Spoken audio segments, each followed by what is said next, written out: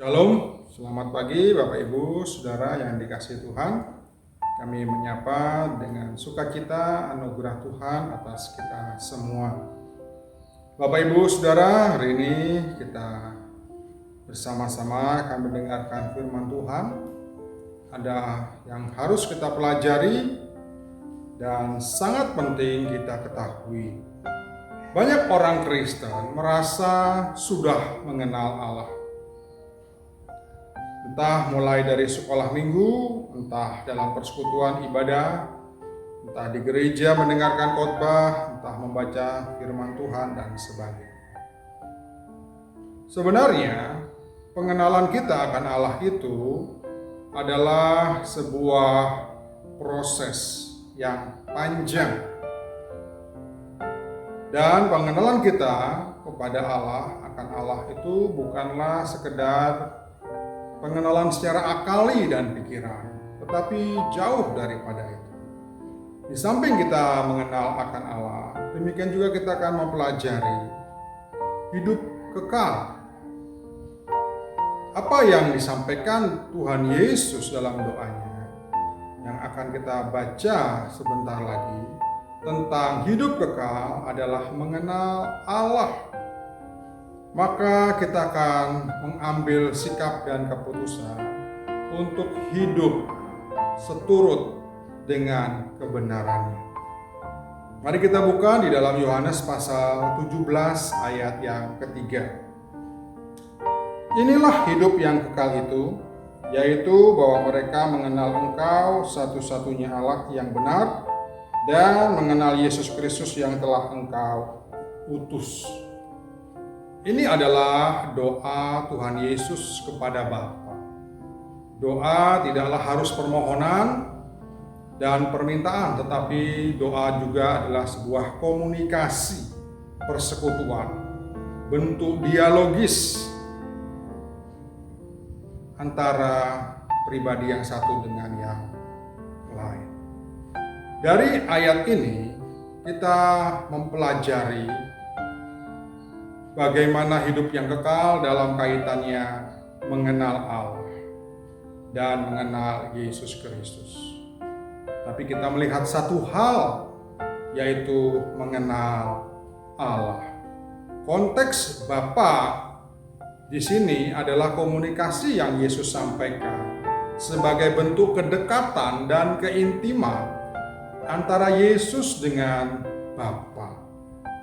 Jadi hidup kekal adalah mengenal Bapa. Ayat ini dalam Yohanes 17 ayat 3 ini paralel dengan Hosea pasal 4 ayat yang ke-6 dan Hosea 6 ayat yang ketiga. Mari kita baca bersama. Umatku binasa karena tidak mengenal Allah, karena engkaulah yang menolak pengenalan itu. Maka aku menolak engkau menjadi imamku, dan karena engkau melupakan pengajaran Allahmu, maka aku juga akan melupakan anak-anakmu. Pasal yang ke-6 ayat yang ketiga. Marilah kita mengenal dan berusaha sungguh-sungguh mengenal Tuhan. Sampai di sini saja. Apa yang disampaikan oleh Hosea pasal 6 dan pasal 4 tadi mirip dengan Yohanes pasal 17 ayat 3. Yesus berkata dalam doanya, hidup kekal adalah mengenal Allah Bapa.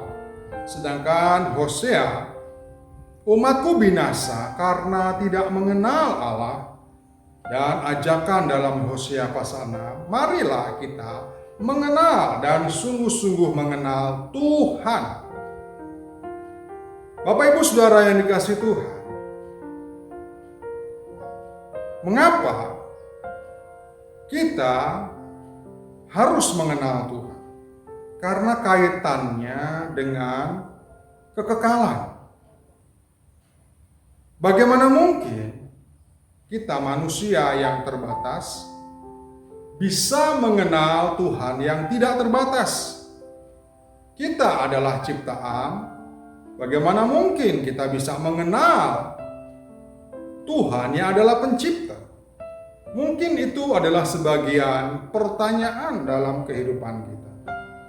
Tetapi pengenalan akan Allah itu sebenarnya adalah kehendak dan keinginan Allah itu sendiri. Di dalam ayat-ayat yang akan kita baca, ada beberapa contoh bahwa Allah Bapa menghendaki kita untuk mengenal pribadinya dengan sungguh-sungguh.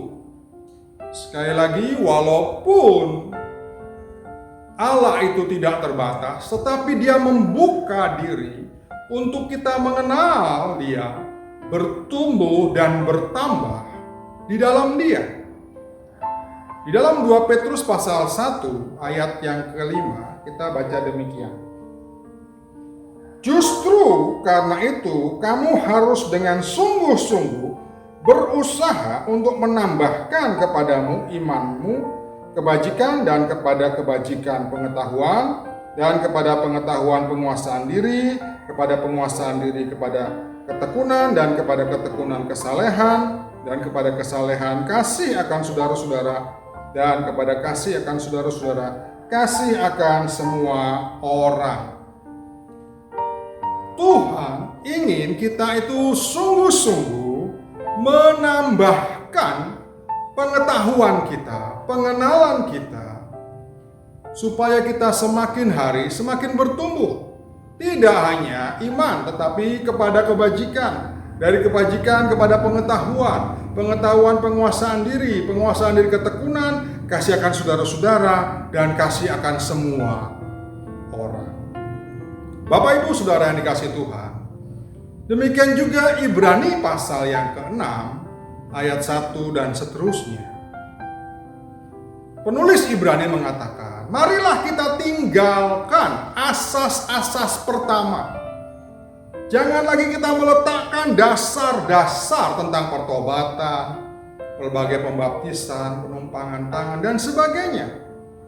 Artinya, pengetahuan kita harus bertumbuh mengenal Allah lebih dalam lagi. Dan sejatinya kalau kita mengenal Allah, kita akan merasa kurang dan kurang. Saya ambil analogi dengan kehidupan secara jasmani atau fisik kita. Kita dilahirkan sebagai seorang bayi, kita akan bertumbuh menjadi pribadi anak-anak. Dari anak-anak kita bertumbuh menjadi remaja, menjadi pemuda dan pemudi, dan dewasa. Itu secara fisik. Tuhan juga ingin pertumbuhan kita secara rohani. Secara mental pun kita juga mengalami pertumbuhan dan pertambahan. Sejak kecil kita diajar yang paling gampang tentang pertambahan. Kemudian masuk ke pengurangan, lalu setelah pengurangan perkalian, setelah perkalian pada yang lebih sulit pembagian. Dan apakah stop sampai di situ? Ternyata tidak, masih luas sekali pengetahuan. Dan itulah pengenalan akan Allah. Orang yang mengalami pengenalan akan Tuhan, dia akan merasa haus dan merasa kurang dan kurang. Nah, Bapak Ibu Saudara yang dikasihi Tuhan, jangan membatasi pengenalan kita akan Tuhan. Banyak orang hanya cukup pengenalan tentang kasih-Nya, tentang Allah yang peduli, tentang khawatir, tentang berkah, tentang mujizat. Apakah itu pengenalan akan Tuhan? Sejatinya itu adalah hal-hal yang dasar, yang seharusnya kita meningkat lagi kepada hal-hal yang lebih lagi mengenal pribadi dan isi hatinya. Nah, Bapak Ibu Saudara yang dikasihi Tuhan, kita bisa mengenal Allah. Salah satu caranya adalah dengan membangun persekutuan dengan Bapa. Persekutuan dengan Bapa adalah doa. Banyak orang tahu tentang doa, tetapi banyak orang juga tidak melakukan doa. Doa dipahami adalah sebagai sesuatu yang membosankan. kegiatan yang tidak banyak manfaat. Doa hanya dipahami sebagai sebuah hanya permintaan dan permintaan, permohonan dan permohonan yang tidak kunjung Tuhan dengar ataupun Tuhan jawab. Tetapi doa adalah persekutuan, kedekatan kita dengan Bapa. Kalau kita saling mengasihi, maka ada persekutuan, ada komunikasi, ada percakapan satu dengan yang lain. Banyak orang mengaku mengasihi Tuhan, tetapi jarang berkomunikasi ataupun tidak pernah berhubungan, bersekutu dengan Tuhan. Apakah seperti ini mengasihi Tuhan? Apakah seperti ini mengenal Tuhan? Pengenalan akan Tuhan akan mungkin terjadi kalau kita membangun kedekatan dan keintiman dengan Bapa. Kita bisa mengenal isi hati, pikiran, dan perasaan Bapa kalau kita benar-benar dekat dan melekat dengan Bapa. Hidup berjalan dan bersama dengan Bapa akan membuat pengenalan kita akan semakin bertumbuh dan bertambah. Tidak stagnan, hanya dari pertambahan, pengurangan, pembagian, dan seterusnya. Kita harus meningkat kepada pengetahuan yang lebih lagi. Dan itulah yang Bapa mau. Nah, Bapak Ibu Saudara yang dikasihi Tuhan, kalau Tuhan Yesus berkata, inilah hidup yang kekal, mengenal Engkau satu-satunya Allah yang benar. Kalau kita mengenal Allah, maka sejatinya juga kita harus hidup benar di hadapan Allah. Banyak orang Kristen memahami hidup kekal adalah sebuah peristiwa nanti. Ada sebuah kejadian di sorga dalam kekekalan. Sebenarnya hidup kekal itu dimulai waktu kita mengenal Bapa. Yesus mengajarkan hidup yang kekal adalah mengenal Engkau. Kalau Bapa dan sorga ada sesuatu yang agung, yang mulia, yang kudus, bagaimana dengan hidup kita? Seharusnya kita bertanya, apakah aku sudah sesuai dengan apa yang aku tuju nanti? Apakah aku sudah mengenal Bapa sebagai pribadi yang agung, yang kudus, yang mulia? Bapak Ibu Saudara yang dikasihi Tuhan, kedatangan Yesus ke dunia, Dia mengajarkan nilai-nilai, standar, prinsip-prinsip kerajaan sorga. Yesus datang juga memberikan keteladanan bagaimana hidup orang-orang dalam kerajaan sorga. Yesus memberikan model menjadi orang yang mengalami hidup yang kekal, bukan nanti, tetapi semenjak ada di muka bumi. Dan itu dibangun karena Yesus mengenal Bapa. Yesus mengenal pikiran dan perasaan Bapa. Yesus melakukan kehendak Bapanya. Nah, Bapak Ibu Saudara yang dikasihi Tuhan, kehidupan kekal tidak dimulai nanti, dimulai dari sekarang. Kalau kita mengenal Bapa, seharusnya kita juga hidup seperti Yesus. Kalau Allah satu-satunya itu Allah yang benar, maka kehidupan kita juga adalah kehidupan yang benar, seturut dengan kehendak Bapa.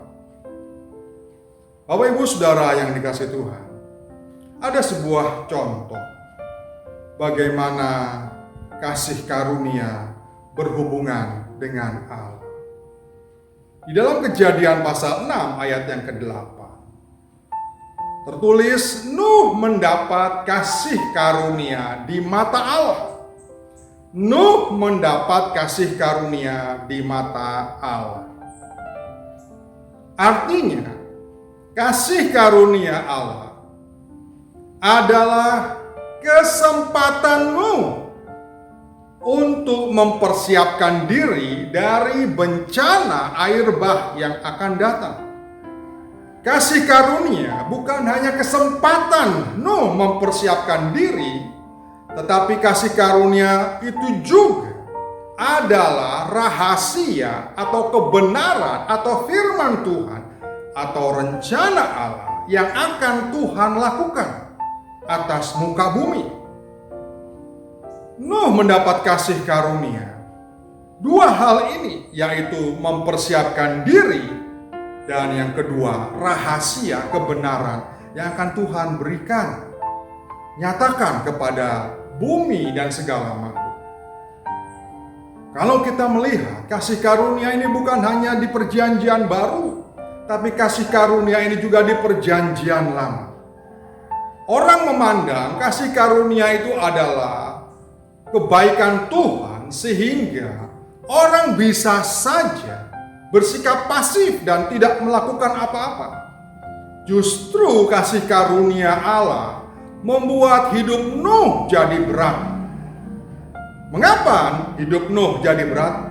Karena Nuh harus membuat bahtera yang dibuat kurang lebih 100 tahun. Dan yang kedua, kasih karunia itu membuat Nuh diejek, dianiaya mungkin, paling tidak ditolak oleh masyarakat waktu itu. Mengapa Nuh kau buat bahtera yang besar? Apakah kamu sudah gila Nuh? Membuat bahtera yang besar bukan di pinggir laut, pinggir sungai, tetapi di atas bukit. Oh, banyak sekali tekanan dan masalah batin dalam diri Nuh. Itu kasih karunia dari Allah kepada Nuh. Namun sayang, kasih karunia dipahami oleh banyak orang Kristen sebagai kasih karunia seolah-olah saya sudah mengalami hidup kekal. Seolah-olah itu merupakan sebuah tiket untuk mengenal Allah dengan benar. Sebenarnya kasih karunia yang dialami dan diterima olehmu sama dengan kasih karunia saudara dan saya pada perjanjian baru. Kasih karunia pada zaman sekarang adalah kesempatan kita untuk mempersiapkan diri, membereskan diri. Apakah kita sungguh-sungguh mengenal Allah Bapa dengan benar? Apakah kita sungguh-sungguh mempersiapkan kualitas hidup kita ke tempat yang akan kita tuju nanti dalam kekekalan? Ataukah kita menyia-nyiakan kasih karunia? Dan kasih karunia itu juga berat. Mengapa? Sebab kita harus menyesuaikan diri dengan standar dan aturan yang sudah Bapa tetapkan. Berapa hari yang lalu kita sudah membaca Matius pasal 5 ayat 20, jika hidup keagamaanmu tidak lebih benar daripada hidup keagamaan orang-orang Farisi dan ahli-ahli Taurat, kamu tidak akan masuk ke dalam kerajaan sorga. Bukankah ini sebuah perjuangan? Dan kalau dikatakan sebuah hal yang berat, kita harus hidup berkualitas tinggi dan di atas rata-rata hidup orang beragama. Dan kemudian ayat yang ke-48, karena itu haruslah kamu sempurna, sama seperti Bapamu di sorga adalah sempurna. Bukankah ini suatu yang kelihatan mustahil dan sangat berat? Tapi itulah yang Tuhan Yesus mau dan inginkan. Kalau kita benar-benar mengalami hidup kekal, maka kita akan mengenal Bapa dengan isi hati, pikiran, perasaan, dan kehendak. Bapak, Ibu, Saudara yang dikasihi Tuhan, kalau kita tidak mengenal Allah, maka kita akan binasa.